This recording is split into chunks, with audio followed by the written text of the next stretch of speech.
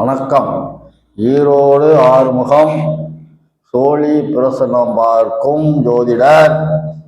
உங்கள் இடத்தில் சில கருத்துக்களை கூற விரும்புகிறேன், கேளுங்கள். வணக்கம்.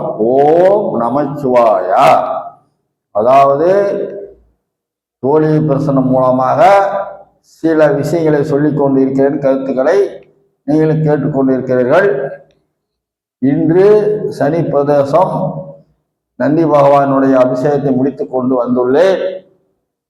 நாளை சிவன் ராத்திரி. சிவாலயங்களுக்கு மக்கள் சென்று வாருங்கள். நாளை விரதம் இருக்கிறவர்கள் இருக்கலாம், இருக்க முடியவில்லை என்றால் ஒரு கால பூசையாவது பார்த்துட்டு வாருங்கள். 4 காலை பூஜையை பார்த்தால் கோடி புண்ணியம். அந்த அளவுக்கு இருக்க முடியும் என்பவர்கள் இருக்கலாம். மொத்தத்தில் சிவாலயத்துக்கு சென்று வாருங்கள். நாளைக்கு மகா சிவராத்திரி. அடுத்தது செவ்வாய்க்கிழமை அமாவாசை.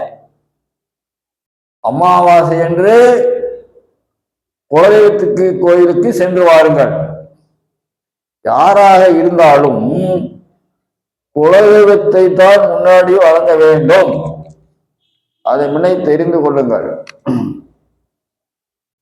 உலகத்தில் எத்தனை தெய்வங்கள் மன்னாதி மன்னர்களின் யாகம் யார் செய்து கொண்டு இருந்தாலும் குலதெய்வத்தை வைத்துத்தான் செய்ய வேண்டும். குலதெய்வத்தை வணங்காமல் எப்படியேப்பட்ட யாகம் பண்ணினாலும் அது வீடு வந்து சேராது.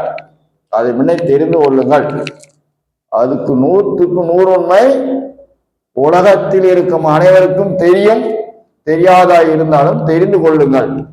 நான் திருப்பதி சென்று வந்து விட்டேன், ராமேஸ்வரம் சென்று வந்து விட்டேன், காசிக்கு சென்று வந்து விட்டேன், கும்பகோணம் சென்று வந்து விட்டேன் அப்படி என்று நினைக்காதீர்கள்.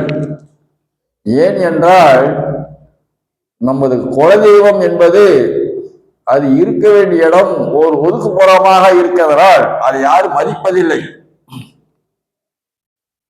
அது ரெண்டா அழகாகவும் இருக்கிறதில்லை. இங்க இருப்பவர்கள் அந்த கோர்த்துக்கு சேர்ந்தவர்கள் வருடத்திற்கு ஒரு முறை ஒரு முக்கியமான நாட்கள் ஏதாவது கூட்டி பெருக்கி பூஜை செய்கிறார்கள். வெளிய மற்ற ஆலயங்களுக்கு செய்யக்கூடிய வேலையை குலதெய்வத்துக்கு யாரும் செய்வதில்லை, செய்யறதும் கிடையாது.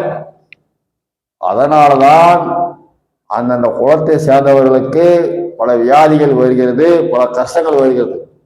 அது சில பேருக்கு தெரியறதில்லை. அந்த குலதெய்வம் என்பது வருஷத்துக்கு ஒரு நாளைக்கு தெரிய போறது பெரிய விஷயமாக உள்ளது. ஆனா இன்னொன்னு சொல்லுகிறேன், கேளுங்கள். குலதெய்வத்துக்கு மட்டும் நீங்கள் குறைந்தது 8 அமாவாசை 9 அமாவாசைக்கு சென்று நிற்காம சென்று வந்து விட்டீர்கள் ஆனால் உங்களுடைய காரியம் அனைத்து வெற்றி அடைந்துவிடும். அதை முன்னே தெரிந்து கொள்ளுங்கள். குலதெய்வத்துக்கு 1000 விதமான சக்தி உள்ளது. அதை முன்னே தெரிந்து கொள்ளுங்கள். ஆகவே நான் சிவனடிகளார் சொல்கிறேன், கேளுங்கள். அமாவாசை என்று குலதெய்வத்துக்கு சென்று வாருங்கள். அது நன்றாக பலன் தரும் புண்ணியம். முன்னோர்களுடைய பித்திரு விஷயத்தில் குலதெய்வத்தால் காக்கும். அதை தெரிந்து கொள்ளுங்கள்.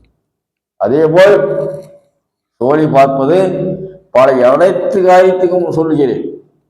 108 சோழி மூலமாக அனைத்து விதமான பலன்களும் சொல்லிக் கொண்டிருக்கிறேன். அதே போல் என்னுடைய அலுவலகம் ஈரோடு மரப்பாலம் பேபி மருத்துவமனை அருகில் சீனியம் தோட்டம் என்ற இடத்தில் செயல்படுகிறது.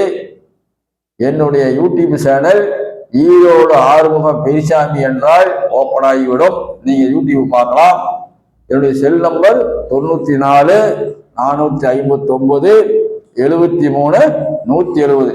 இந்த எண்ணுக்கு தொடர்பு கொண்டு என்னை நீங்கள் சந்திக்கலாம். வணக்கம். ஓம் நமச்சிவாயா.